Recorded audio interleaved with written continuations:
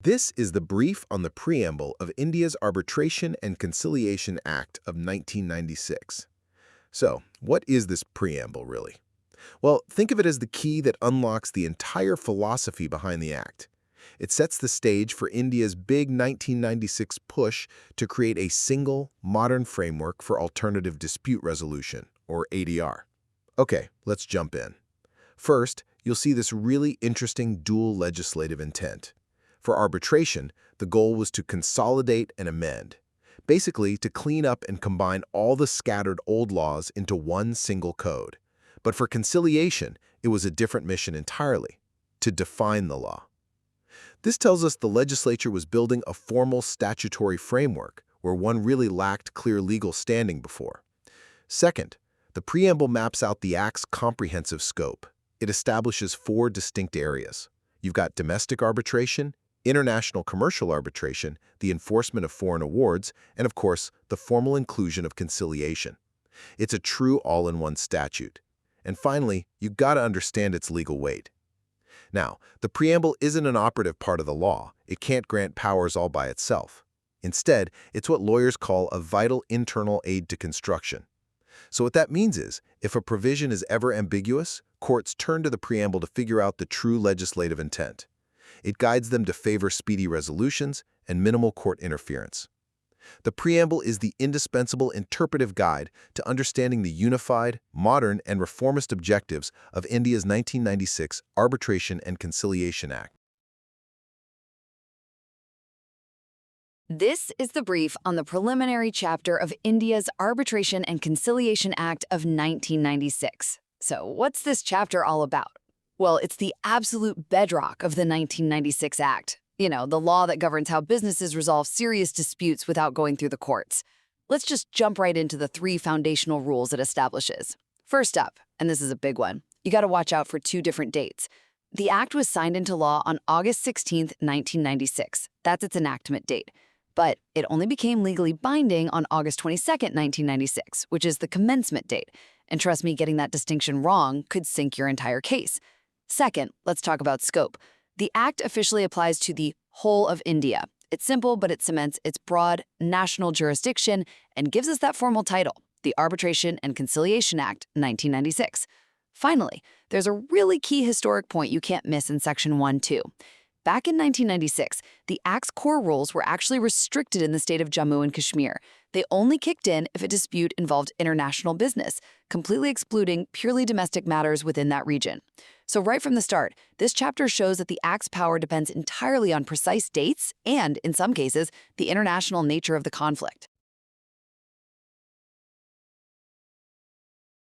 This is the brief on the foundational general provisions of India's Arbitration and Conciliation Act of 1996. Okay, so think of this first chapter as the essential starting point. It really sets all the ground rules, the key vocabulary, and the strict boundaries for the entire domestic arbitration process here in India. So let's jump into the 3 things you absolutely have to get. First, the bedrock principle of minimal judicial intervention in Section 5. This is basically the system's gatekeeper. It says, look, courts cannot interfere in the arbitral process unless the Act specifically gives them permission. And that's it. It's all designed to protect the speed and autonomy of the whole thing. Second, you've got to understand the critical definition of court. It's split into 2. For a domestic arbitration, the court we're talking about is the principal civil court in a district. But if it's an international commercial arbitration, where at least one party is foreign, then the only place you can go is the high court.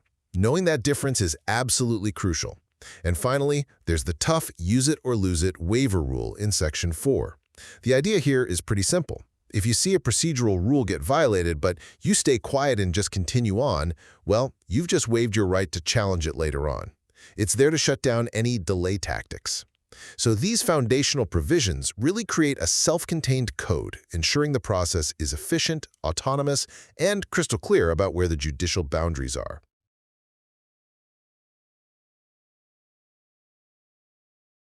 This is the brief on India's Arbitration and Conciliation Act 1996. So what's this all about?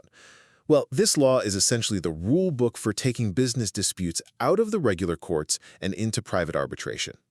Chapter 2 is absolutely key because it sets up the core contract that makes this happen and shows how courts step in to enforce it and, get the ball rolling. All right, let's jump into the 3 big takeaways. First, you need an arbitration agreement in writing. But in writing is actually super broad and modern. It doesn't just mean a signed piece of paper. It can be electronic communications, or even happen if one side claims there's an agreement in a legal document and the other side just doesn't deny it. Second, if you do have that valid agreement, the court is required to send the dispute to arbitration. But, and this is a big but, there's a strict deadline. You have to apply for arbitration no later than when you submit your first main defense in court. Miss that window, and you've waived your right. And finally, let's talk about urgent protective orders. Before arbitration really kicks off, a court can grant things like injunctions to protect the assets in dispute. But once the arbitrators, the arbitral tribunal, are in place, the court steps back. At that point, you have to ask the tribunal for that kind of relief unless you can show it wouldn't be effective. So really, the law ensures arbitration starts on a flexible written base with strong court enforcement, but then it quickly shifts the real authority to the tribunal itself. This is the brief on the composition of arbitral tribunals under the Arbitration and Conciliation Act, 1996. So this part of the act is basically the architectural blueprint for how you actually form an arbitral tribunal.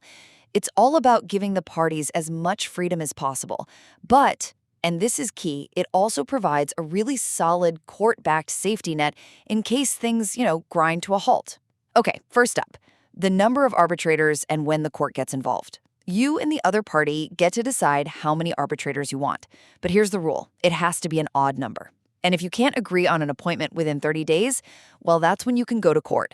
The Supreme Court handles international commercial arbitrations. The High Court handles everything else. And get this, their decision is final. No appeals. Second, let's talk about ensuring neutrality. This is a big deal. An arbitrator has to disclose anything that might create, justifiable doubts about their impartiality. You can think of the 5th schedule as a list of yellow flags. But the 7th schedule, that's the red card. It lists things that make someone automatically ineligible, period. The only way around that automatic ban is if everyone agrees in writing and, crucially, only after the dispute has already kicked off. And finally, the challenge procedure. This is super important to understand. If you think an arbitrator is biased, you have to state your case to the tribunal itself. And yeah, the person you're challenging is part of that decision.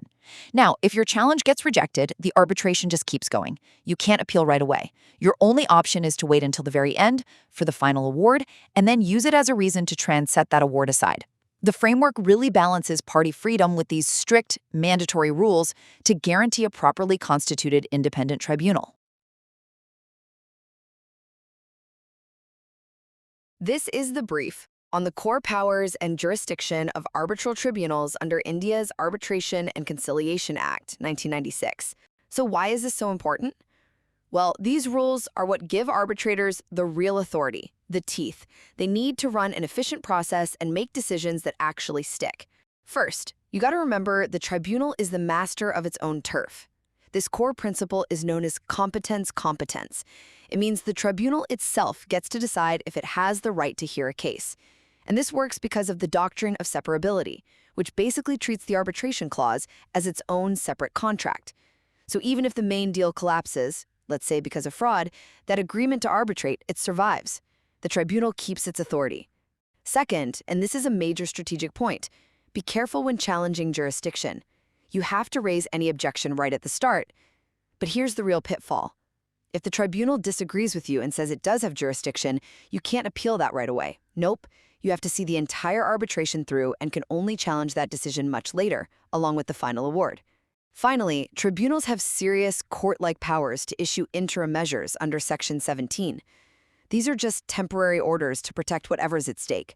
Think of things like injunctions or freezing assets. And the real game changer was a 2015 amendment. Now, these tribunal orders are treated just like court orders for enforcement. That means they have the full weight of the judicial system behind them. So these powers ensure a tribunal isn't just a suggestion box, but a truly autonomous body that can deliver fast and binding justice. This is the brief on how Indian arbitral proceedings work, specifically under the 1996 Arbitration and Conciliation Act. Okay, so Chapter 5 of the Act is really the heart of it all. It lays out the entire roadmap for arbitration. And the whole idea is to be fast and flexible, giving the parties a lot of freedom, but always within a strict framework of fairness. Let's jump into 3 things you absolutely need to know. First, let's talk about procedural freedom. The tribunal. Well, it's not tied down by the super rigid rules you'd find at a courtroom, like the Code of Civil Procedure or the Indian Evidence Act. And that's on purpose. It makes everything way faster. But, and this is a big but, this flexibility has one hard limit. Everyone has to be treated equally and get a full and fair shot to make their case. Second, and this one is so important, is the difference between the seat and the venue. Think of the seat as the legal home of the arbitration. It's crucial because that's what decides which country's courts can step in, to set aside the award. The venue, on the other hand, that's just a physical location, a convenient place to meet. It has zero legal weight on its own. And finally, let's clear up a common misconception about what happens when a party doesn't show up. If the respondent just fails to file their defense, the proceedings continue. But, and listen to this, it is not treated as them admitting to anything. The tribunal still has to look at the evidence, and if a party just skips a hearing they were told about, the tribunal can just go ahead without them and make a decision based on whatever evidence they do have. So, what you have is a system that's all about flexibility and speed, but it's built on a bedrock of fairness and due process. This is the brief on making and terminating arbitral awards. So we're jumping into Chapter 6 of the Arbitration and Conciliation Act from 1996. And why does this chapter matter so much? Well, it sets the modern rules for how an arbitration actually concludes, making sure that final decision is efficient, legally solid, and, most importantly, enforceable. First, and this is a real game changer, are the mandatory time limits. The standard rule, the final award has to be made within 12 months. And if you opt for the fast-track procedure, that timeline shrinks to just 6 months, usually because it's based only on written submissions. If you miss these deadlines, even with a possible 6-month extension, the arbitrator's authority just terminates. It's a hard stop. Okay, second, the award document itself has to be absolutely rock solid. It has to be in writing, dated, and signed by the majority of the panel. And if a signature is missing, the award has to state exactly why. Crucially, it must also lay out the reasons for the decision, unless, the parties agreed to skip that part or it's just an award based on a settlement. And finally, let's talk money. The basic principle is that costs follow the event, so the unsuccessful party usually pays.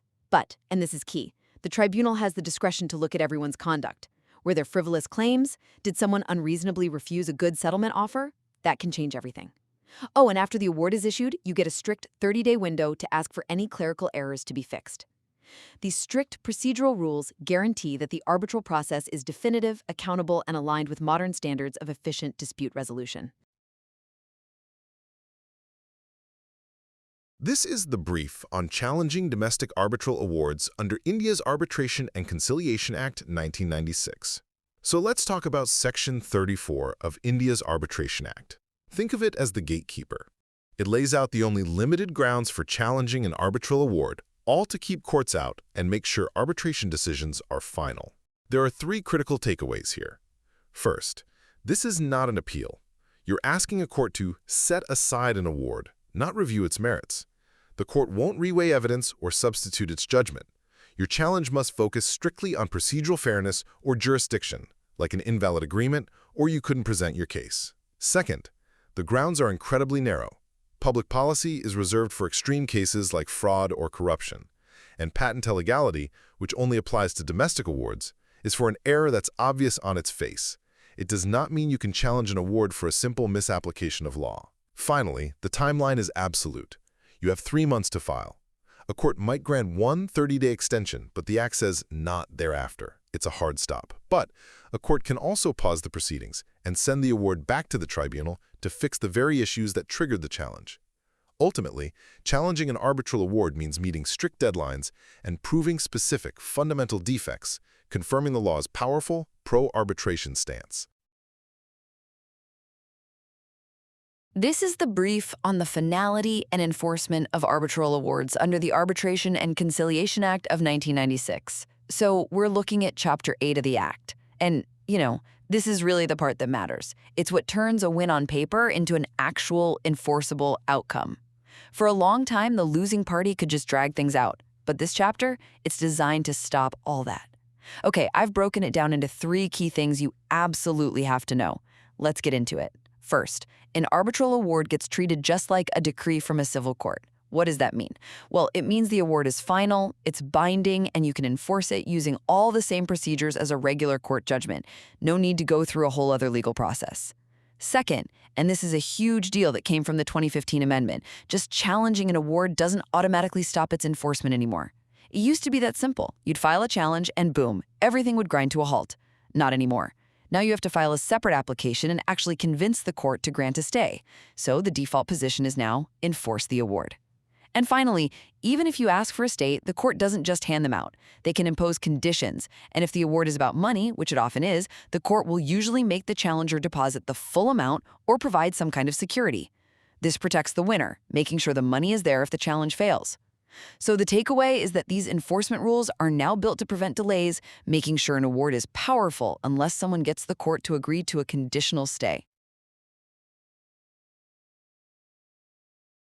This is the brief on the strict rules governing appeals under India's Arbitration and Conciliation Act, 1996.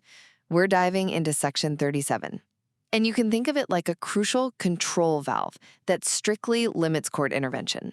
The whole point is to make sure arbitration delivers what it promises, speed and finality, not endless legal battles.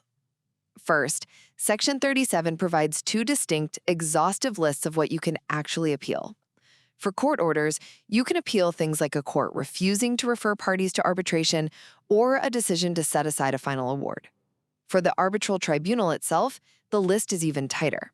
You can really only appeal if it accepts a plea that it has no jurisdiction or when it rules on a temporary or interim measure. Second, and this is a common pitfall, you can't appeal a decision that lets the arbitration proceed. For example, if the tribunal says, "Yep, I have jurisdiction," and continues the case, you can't appeal that right away. You have to wait for the final award. This is all designed to prevent delay tactics. And finally, to really guarantee that finality, there's a strict bar on second appeals.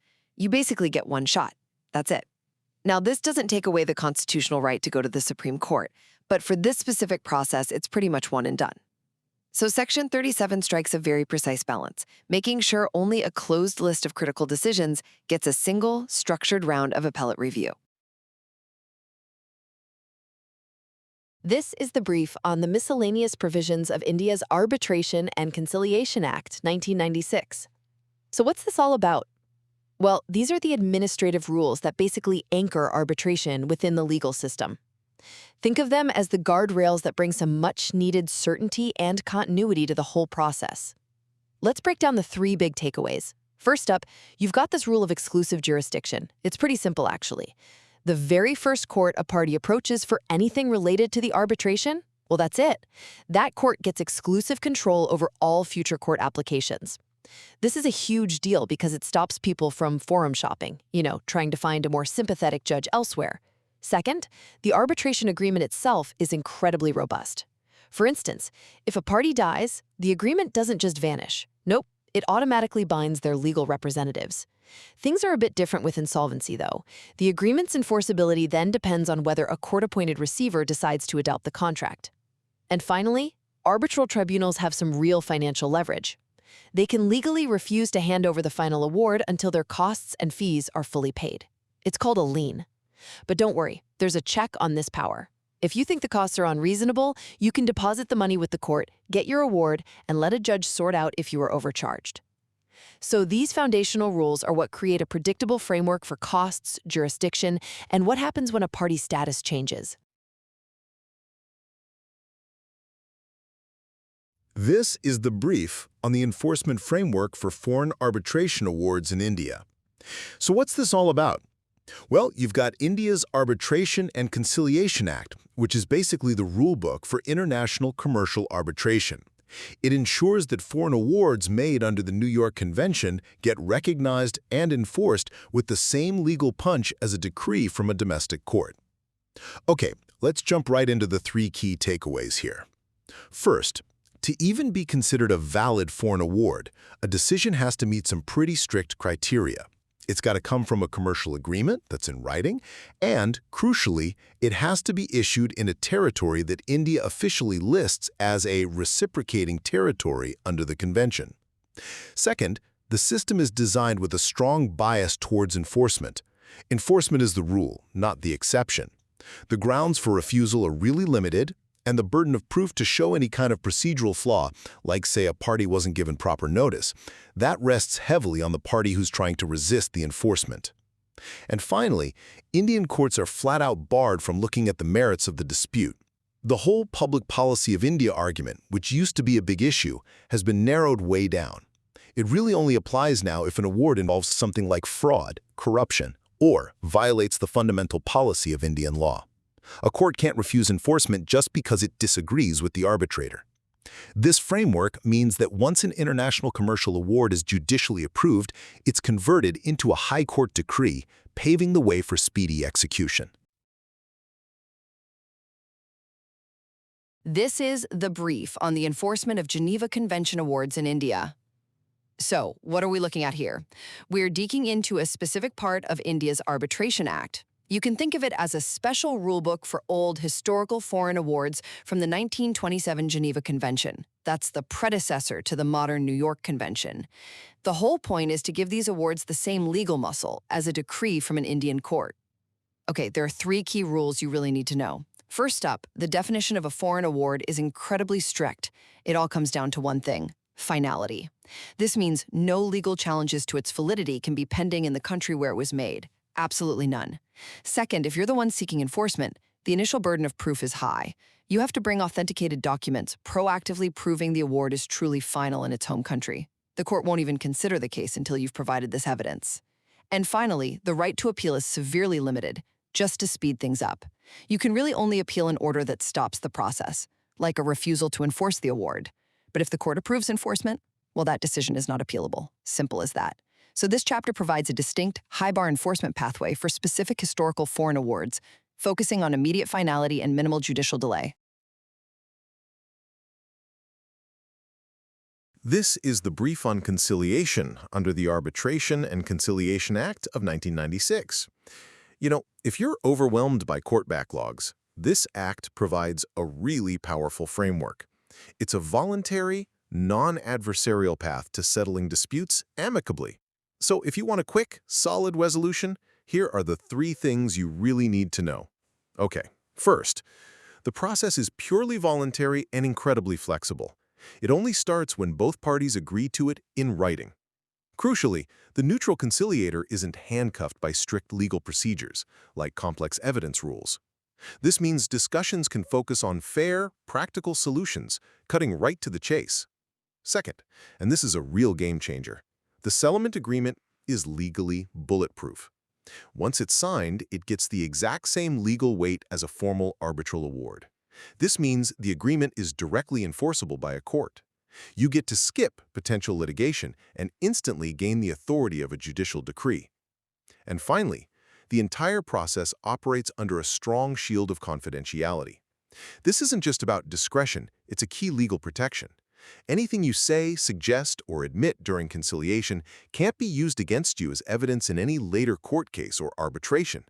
This rule is absolute, so everyone can negotiate openly and honestly. So, conciliation offers a confidential and informal path to dispute resolution, backed by the significant legal authority of a court-enforceable decree. This is the brief on the supplementary provisions of India's Arbitration and Conciliation Act 1996. You know, we often focus on the main parts of a law, but India's 1996 Arbitration Act has this, well, an essential engine room called Part 4. This is what managed the huge switch from the old 1940 system, set up rules, and even fixed early bugs. To really get how this shift happened, let's look at three key functions. Okay, first, a key provision on repeal and savings. Think of it as a grandfather clause. Even though the 1996 Act replaced old laws, any case started before it took effect still followed the old 1940 rules. The only way around that, both sides had to agree to use the new Act instead. The start date was everything. Second, the Act created dual rulemaking powers. Kind of clever. The high courts could make rules just for court procedures, like filing applications. But the central government had the broader job of making general rules for the entire Act to function, and Parliament had to review those. And finally, a removal of difficulties clause. This was basically a temporary emergency fix-it button. It let the central government issue quick orders to solve practical problems that popped up right at the start. But, and this is key, this power was temporary. It expired automatically just 2 years after the Act began. So really, Part 4 provides the legal bridge and procedural authority to make sure the entire Arbitration Act works effectively.